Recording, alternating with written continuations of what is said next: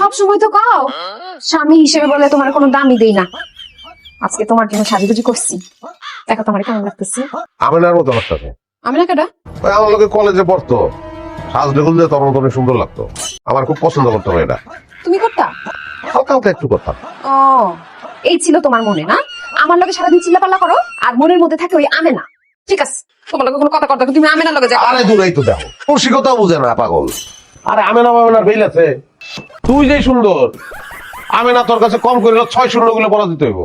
হ্যাঁ সত্যি আমি সুন্দর? তাইলে সুন্দর মানে দেশে সুন্দরী প্রতিযোগিতা হইলে তুই বিনা প্রতিদ্বন্দ্বিতায় জিতে যাবি, শিওর। হ্যাঁ, আমার তো মাও তো ভাইয়ের সাথে বিয়ে হয়েছে, তোরা তো দাওয়াত দিছিলাম আহস নাই। আমি গো খলিল ভাইয়ের লগে কথা কবি, খলিল ভাইয়ের লগে। আচ্ছা দিতাছি নে কথা কও, একটু কথা কবে। কেন এটা? রিক্তা, ওই যে ছোটবেলা আমরা একলগে খেলতাম না, রিক্তা ফোন দিছে আমার বান্ধবী। ফোনটা কেটে দিলা কে?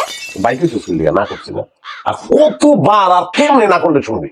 হ্যাঁ, আমি ভাই হইতো এত যদি ভাই মনে হয় তাহলে তালাক দিয়ে তোর আগে বই না নাই। হ্যাঁ